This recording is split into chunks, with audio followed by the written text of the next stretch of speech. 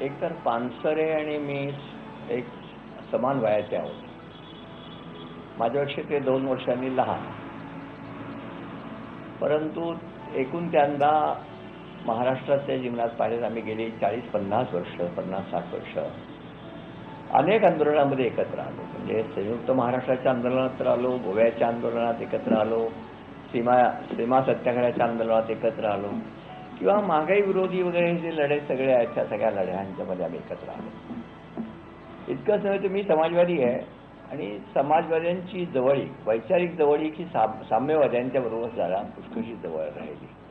कारण मार्क्स हा त्यातला महत्त्वाचा मुद्दा. परंतु मला जाणवलं ते असतं की अनेक साम्यवादी नेते मी पाहिले, बोललो, त्यांना अनुभवलं. परंतु कॉम्रेड गोविंद पानसऱ्यांचं वैशिष्ट्य आहे की हा मनुष्य अतिशय मानव, ज्याला ह्युमन म्हणतात, इंग्रजी म्हणतात ही ह्युमन, त्या पद्धतीने अतिशय माणूस म्हणून फार, ज्याला आणखी थोडंसं बोलायचं म्हणजे इंग्रजीमध्ये हिंदीमध्ये दिल और दिमाग म्हणतात, तसं कुठल्याही गोष्टी फक्त बौद्धिक काठ्याकूट वगैरे न करता साधारणतः अतिशय ओलावा त्यांच्या संबंध जीवनामध्ये आणि बोलण्यामध्ये असायचा. दुसरं जाणवलं ते असं की भारतीय संदर्भात जातीव्यवस्थेचा, अस्पृश्यतेचा, स्त्री पुरुष भेदांचा वेगळ्या पद्धतीने विचार करण्याची त्यांची ढब होती.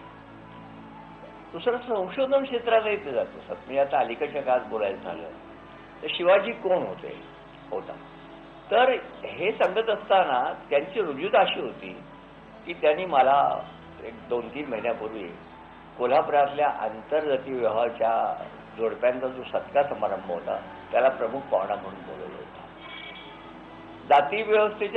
जातीअंताच्या लढाईमध्ये आंतरजातीय विवाहाचा प्रचार करण्याचं काम ते निष्ठेने करत होते. आणि मला वाटतं त्या दिवशी 50-60 तरी युगलं अशी सगळी जमलेली होती. तर त्या दिवशी मी जरा शिवाजी महाराजांच्यावर बोलताना शिवाजी महाराजांच्या जीवनातल्या 2 गोष्टींच्याबद्दल उल्लेख केला. तो म्हणजे शिवाजी राजांनी आपली पहिली मुलगी हिचा विवाह फलटण ते बजाजी निंबाळकर यांच्या मुलाशी, महादाजीशी केला. आणि त्यात बजाजी निंबाळकर हे मुसलमान झालेले होते. आणि माझा मुद्दा असा होता की कोल्हापुरात किंवा सातारा सांगलीकडे जी एकूण सगळी खानदानी वगैरे प्रकार चालतात त्यांना मी म्हणालो की महाराजांनी मुसलमान झालेल्या बजाजी निंबाळकरांच्या मुलाला आपली मुलगी दिली, हे धैर्य किती मराठी दाखवतील असं मी साधारणतः तिथं मांडलं. आणि नंतर मग तिची जी तुळशी वृंदावन समाधी आहे किंवा त्यांचं जे जावयाच्या जावयाची जी कबर आहे त्याबद्दलचे उल्लेख मी सगळे जे केले. आणि त्यानंतर महाराजांचं सांगितलं की शाहू महाराजांनी इंदूरच्या होळकरांच्या बरोबर जे धनगर समाज आहे, मराठी आणि धनगरांचे विवाह घडवले, असे 2-3 उदाहरण मी सांगितले. मला आश्चर्य वाटलं की माझं भाषण संपल्यानंतर ते असं म्हणाले की हे आता जे मांडलंय हे नवीन आहे. कारण म्हटलं मी त्यात पुढे असं म्हटलं होतं की अनेक महाराजांची नावं आपण घेतो, पण शिवाजी महाराजांनी शाहू महाराजांचंच नाव का घेतो? तर ही माणसं इथल्या जाती व्यवस्थेच्या पलीकडे गेली थोडीशी. शिवाजी महाराजांनी जाती व्यवस्थेच्या पलीकडे जाऊन जे नेहमीचे जातीचंच लग्न आमचं जे वगैरे होतं, कडू गोड वगैरे असतं, ते म्हणून ही पुढे गेली. त्यामुळे लोकांना हे वाटतात. तर त्यांनी त्याच्याबद्दलचं अतिशय मला हे केलं. नंतर अलीकडच्या काळात तर ते शिवाजी महाराजांच्याबद्दलचं संशोधन इतक्या सखोलपणे करू पाहत होते आणि त्यांना प्रायश्चित्त मिळालं की काय याच्याबद्दल माझ्या मनामध्ये मोठी शंका आहे की ते ज्या पद्धतीने मांडत होते आणि पुढं असं सांगत होते की आपल्याला शिवाजी महाराज निराळ्याने समजावून गेले पाहिजे. दुसरं असं होतं की ते संघर्षात त्यांची जी भूमिका होती ती स्वतःला तरी असं प्रोजेक्ट करण्याचा प्रयत्न हा त्यांचा फार कमी असतो. मांडणी करताना किंवा ती जी निस्पृहता तर होतीच. आणि आमच्या पिढीतलं एक आणखी ते सर्व आमचे भाईवैद्य असतील, मी असेल किंवा आमचे अनेक मित्र असो, तर आमच्या काळापर्यंत ते कसं होतं की प्रयत्न आहे म्हणजे 7-12च्या उतारावर नाव असलेली जमीन घेणं किंवा इस्टेटिक करणं, उद्योगधंद्याचं ते करणं, तर हे तेच नव्हतं. पाटदऱ्यांनी नगरचे ते पक्षाच्या आज्ञेमुळे नंतर कोल्हापुरात गेले आणि कोल्हापुरात वकिली पेशा करत करत त्यांनी साम्यवादी पक्ष त्या ठिकाणी घडवला. आणि ते करत असताना कोल्हापुरात जी काही स्वतःची प्रतिभा निर्माण केली, आज जे सगळ्या लोकांना आपल्या अतिशय जवळ केल्याचं दुःख होत आहे. म्हणजे ती जी जाणीव, कारण त्यात पक्ष ते साम्यवादी होते का कोणाचे हा मुद्दा नाहीये, तो माणूस होता आणि तो आपल्या जवळचा होता. ही जी भावना ती परवा देखील तिथे मी गेलो असताना जी मला ती जाणवली, आयुष्यभर ती जाणवली गेली. खरंय, गोविंद पानसरेंच्या निधनानं आपल्या अगदी जवळचा माणूस गेल्याची भावना बाबा आढाव यांनी व्यक्त केलेली आहे. बाबा आढाव यांनी जसं सांगितलं की गोविंद पानसरेंच्या खांद्याला खांदा लावून आम्ही अनेक वर्ष वेगवेगळ्या कारणांसाठी लढलो. बाबा आढाव यांचा गोविंद पानसरेंशी अनेक वर्षांचा संपर्क होता, त्याबद्दल सुद्धा आम्ही त्यांना विचारलं. त्यांचा भूमिका तशी होती की मूळ मुद्द्यापासून कुठल्याही तऱ्हेच्या विचलित होता उपयोगी नाही. म्हणून त्यांचं ते नेहमी सांगणार त्याचं की तुम्ही जुने आक्षेप किती वेळा सांगणार. साम्यवादी मंडळींनी स्वातंत्र्यात भाग घेतला नाही, तर रशियाचीच कड ओढली वगैरे, हे आरोप तुम्ही किती वेळेस करत राहणार आहात. आपल्याला जर थोडं पुढे असेल चुका झाल्या असतात, त्या चुकांचा पाढा सारखा घासून आपण बजवलं जावं का, ही त्यांची मंडळी नेहमीच ते करत राहिले.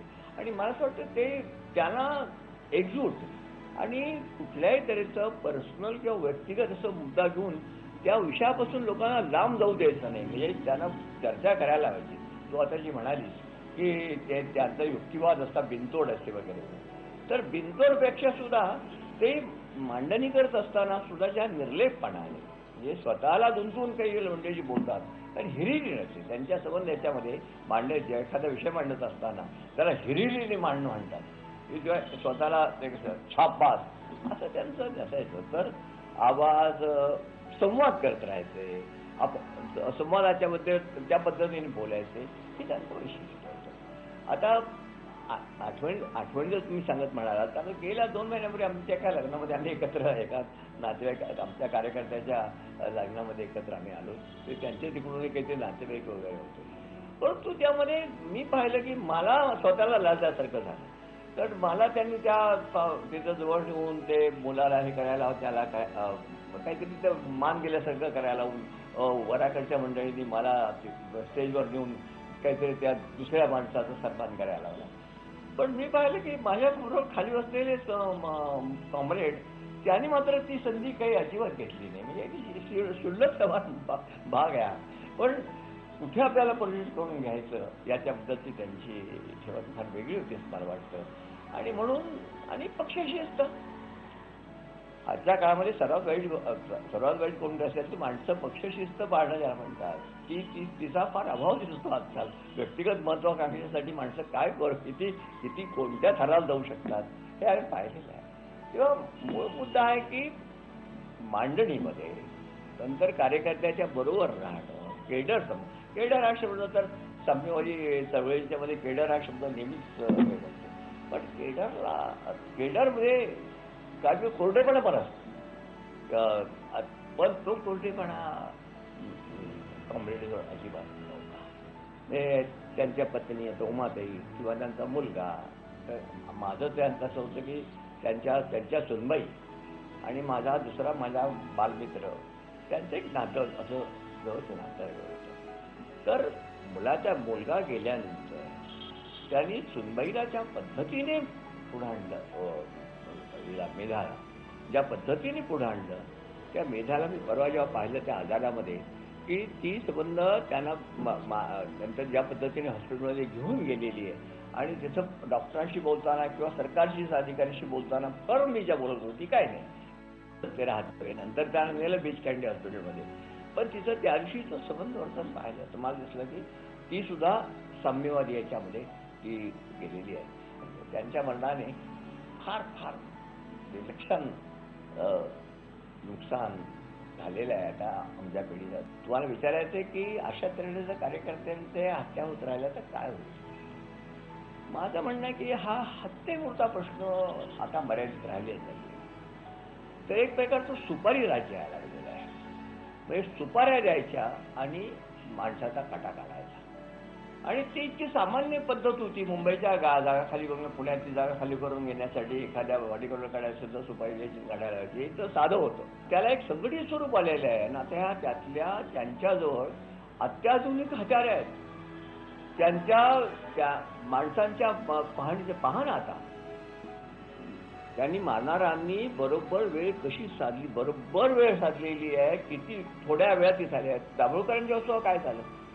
दाभोळकर खाली उतरले केव्हा, चालत गेले केव्हा, कुठे गेले केव्हा, हाक मारली आणि दाभोळकर म्हणले की दाभोळकरांनी मान वळल्यानंतर गोळ्या झाल्या. इथं सुद्धा तेच कॉपरेट पानसरे का आपण पानसरे म्हणजे गोळ्या झालेल्या आहे.